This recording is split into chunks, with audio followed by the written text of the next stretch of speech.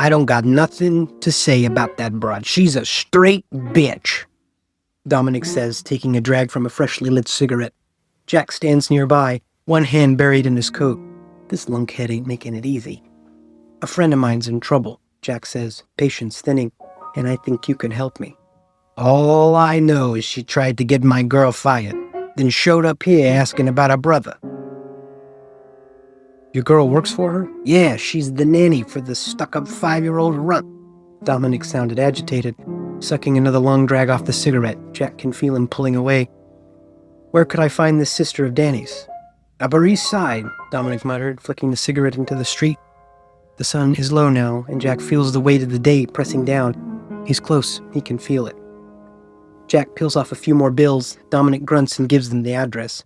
Jack's funds are running low, but he figures it's enough for a cab straight to the doorstep. He hails a taxi and gives the driver the address. The squat, bald man behind the wheel glances over his shoulder. It's gonna cost you. Jack waves him on. Just as he catches the movement across the street, someone's signaling a cab pointing in his direction. Is he being followed? Jack shuts the door and the sedan rolls into traffic.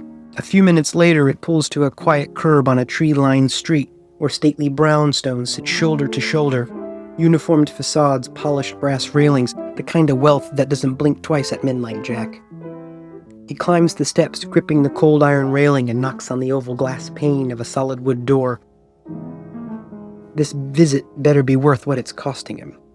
As he waits, he hears Danny's voice echo in his head, and Jack's resolve sharpens. The door swings open, a statuesque blonde appears, her face like thunder, haughty posture, chin held high. Her ice blue eyes look like they could freeze boiling water. Danny's angular good looks live in her cheekbones, but whatever light he carries in his smile, hers is long since burned out. I'm looking for Heather Russo, Jack says. Who's asking? She replies coolly, Jack Thomas. I'm investigating your brother's disappearance. I'd like to ask you a few questions. Something flickers behind her eyes, not quite warmth, but not a slap either. My brother and I haven't spoken in months, she says. I doubt I'll be much help. It won't take long, just a few preliminaries. Jack can feel her slipping away like mist in the morning sun. His apartment was broken into. He's missing. There are people worried he's in trouble. Heather's lips purse into a tight crimson line. She studies him, the way a woman might size up a coat she has no intention of buying. Jack stands firm. The sour churn in his stomach won't let him walk away. Fine, make it quick. My husband will be home soon, and he doesn't like unannounced callers.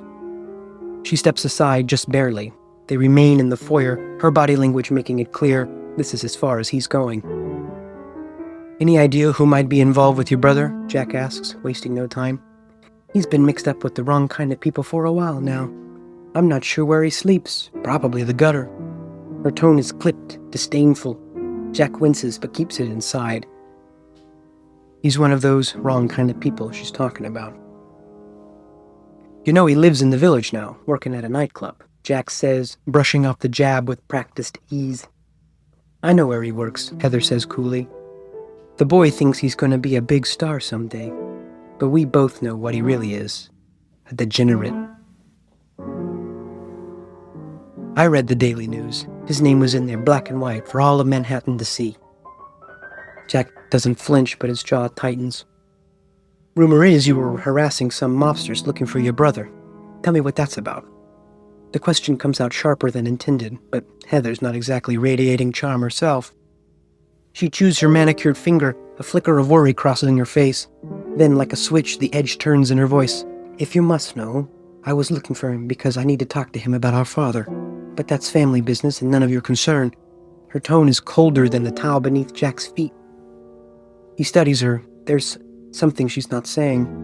She's worried, yes, but it's buried beneath judgment, pride, and something else he can't quite pin. Father? Jack asks. You looking for a family reunion or something? She scoffs. Hardly. I was looking for him to warn him. Her voice trails off. Then silence. She shuts down completely.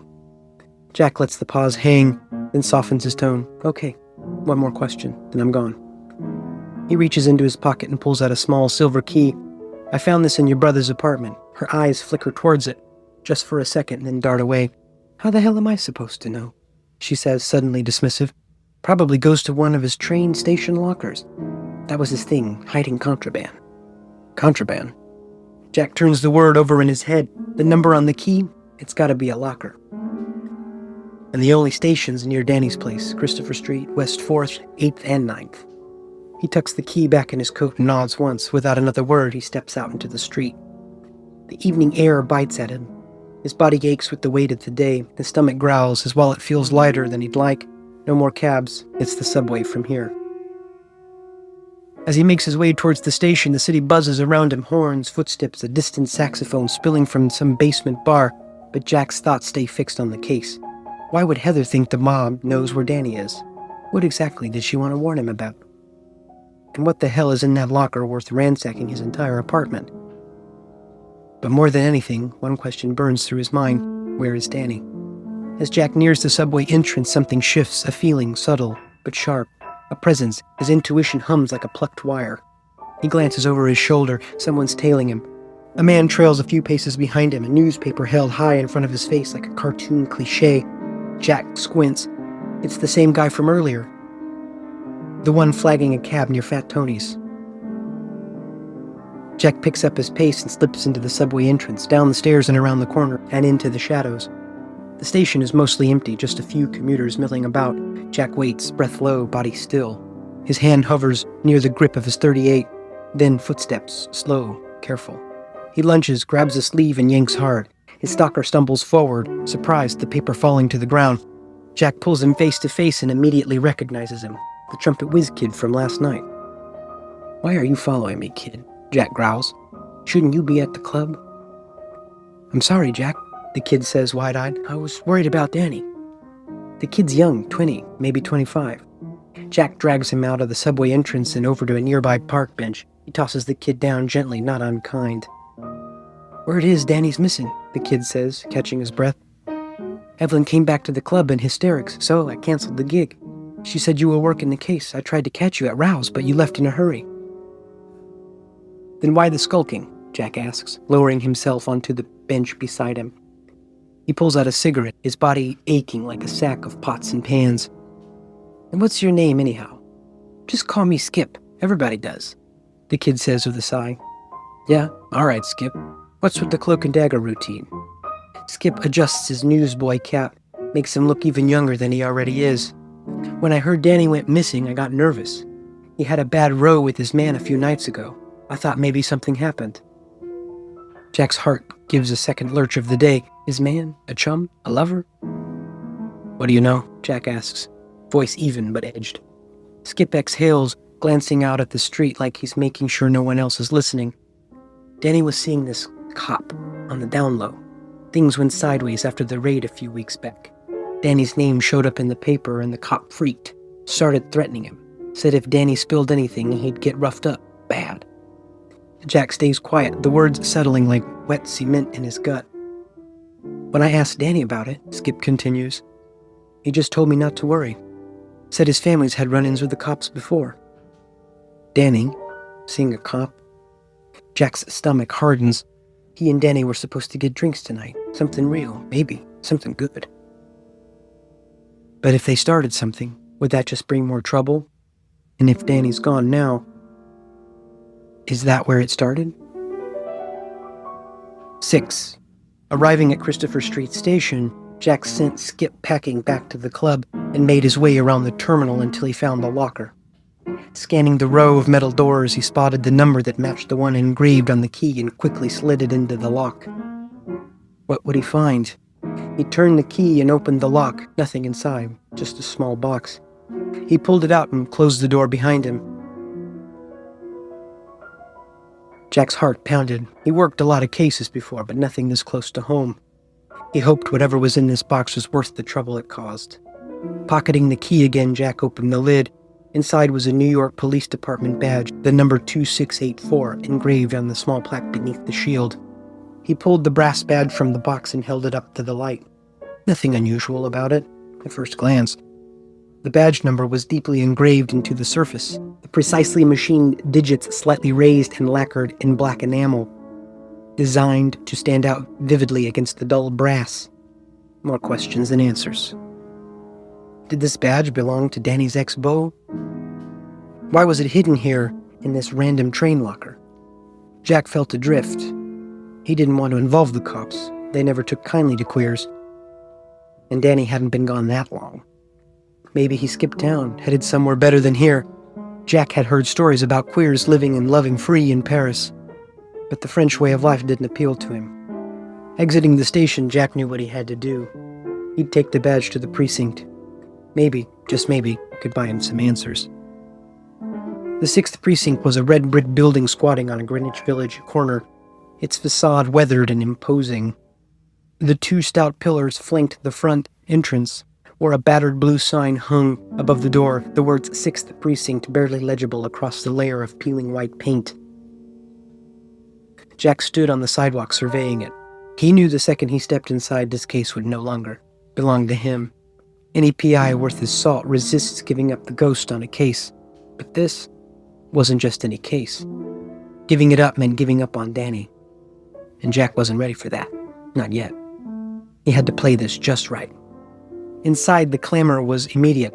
The sharp murmur of processed criminals, the occasional shout, the distant clang of iron bars. The precinct's entryway opened into a modest reception area. To the right, a long pine counter stretched across the wall, scarred from decades of use. Behind it sat a deep metal cashier's cage, its tarnished bars flaking with age. A wall-mounted, hand-crank telephone clung to the wood like an antique relic, surrounded by overflowing ashtrays and precarious stacks of logbooks and yellowing reports. Straight ahead stood the duty sergeant's desk, guarding the hallway that led deeper into the bowels of the building. Jack stepped toward the cashier's cage, where a ginger-haired officer greeted an elderly couple in hushed tones. His mustache wiggled as he spoke, neat and twitchy. Jack waited patiently, watching. The couple didn't linger long. "Can I help you?" the officer asked. His voice carried a faint Irish lilt, strangely cheerful given the surroundings. "Evening, officer," Jack said, glancing at the nameplate. Officer Connor O'Shaughnessy. "I found this badge at the train station and wondered who it was issued to." He slid the badge into view. O'Shaughnessy leaned in, squinting through the bars. His eyes twinkled as he read the number. "I'll need to pull our logbook. This looks like an older badge number. Have a seat. I'll be right back." Jack nodded, but instead of sitting, he turned his gaze to the wall of plaques looming over the nearby seating area. Dozens of polished frames, some honored officer of the year listing names, badge numbers, and years. But it was another plaque that caught his eye. Fallen Heroes.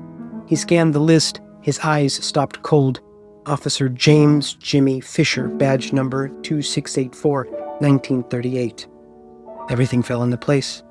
And just like that, Jack knew. Without a word, he turned and bolted from the precinct. Night had fallen, but the adrenaline kept him moving. He needed to make one call to confirm one final piece of the puzzle. If he was right, Danny was in real danger. If he was even still alive. He found the nearest payphone and shoved coins into the slot with shaking hand. He dialed fast. "Abelman," said a voice on the other end. "Stan, it's Jack." "Well, well, Jack Thomas. Haven't heard that husky baritone in ages. How you doing?" Stan Abelman, reporter for the Daily News, was always flirting. Jack didn't have the time to entertain it. "I'm good, Trent. I need a favor. Can you get the names from the club raid a few weeks ago? I'm looking for someone." Stan let out a long sigh, clearly put out by Jack's business-first tone. But he didn't argue. "I'll take a look," he said. "There's one more thing I need you to look up for me. I need you to pull any articles on Barry the Greenwich Butcher Gambino." 7. Hanging up the phone, Jack took off down the street toward the Holdtone, just a few blocks away, but it felt like miles. His heart pounded louder with every step. He prayed he wasn't too late. When he reached the club's front entrance, the place was dark, too quiet. Evelyn hadn't opened. Jack pulled his .38. The front door was locked, but he knew the back would be open. He used to slip in that way to practice piano before the crowds showed up. He darted down the alley, round the rear door, and stepped inside. The club was still. From the storeroom, a soft song played on a dusty record player, something slow and haunting. Jack crept forward, gun drawn, his footsteps feather light against the scuffed wood floor, and then he saw it. A body lay sprawled across the parquet dance floor, not far from the stage. Fear shot through him like lightning.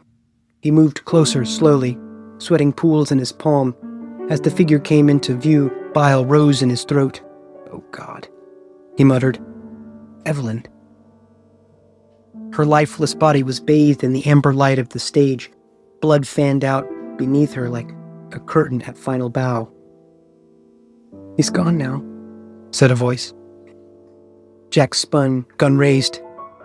Danny stood behind the bar, drying a glass with a towel. He didn't flinch, just stared into the middle distance as if watching a movie no one else could see. Jack's voice came low, steady. "You're Daniel Gambino, Barry Gambino's son, the butcher's boy." Danny kept wiping the glass, his expression vacant. "You figured it out." "Evelyn was the one who broke into your place," Jack said, stepping closer. "She kidnapped you. She saw your real name in the paper after the raid. She sent me on a damn goose chase so she could keep you locked away. Your father killed her brother, and she wasn't going to let that go." Danny's eyes finally met his. "You really are the best detective in Greenwich Village. Your sister showed up at Fat Tony's to warn you. Your dad got out. He knew where to find you. Tell me, did he do this to her?" Danny set the glass down. His body swayed like the weight of the truth was finally too much to bear. And then, a noise. Jack's instincts flared. A floorboard creaked by the entrance. A shadow moved. "Down!" Jack shouted, lunging over the bar and dragging Danny with him. A shot rang out. Wood splintered. Glass shattered. Jack popped up and fired twice towards the club entrance, catching a glimpse of a hulking figure in a coat, his face half hidden in shadow. Barry Gambino. The butcher fired back. Jack ducked. Then the front door burst open, the bolt already unlatched. Barry was gone. The club was quiet again, save for the low hiss of a record spinning on repeat. Jack peeked over the bar. The dance floor was empty now, the door swinging slightly in the night breeze. He holstered his weapon and turned to Danny, who stared at the broken glass like it held the answer to everything. Jack reached for him, wrapped him in his arms just before he collapsed. "Did he make you watch?" Jack whispered, his voice cracking. "Oh, Danny, I'm so sorry." Danny looked up at him, his eyes glassy. "He's done bad," he said, "and that ain't good. They say in this city the night has eyes, and they're always watching. Evelyn's gone. Danny's shaken. Jack is still trying to figure out where the line between love and survival are. But he knows this, in a world like ours, you don't wait for permission to want something. You reach out and take it, before the music stops, and maybe, just maybe, there's still time for a duet. Thank you so much for checking out this audio drama. This is Lewis Roberts. I had a lot of fun creating this. This story is part 1 in a 4-part series about the Jack Thomas files. And stay tuned for lots more. Until next time.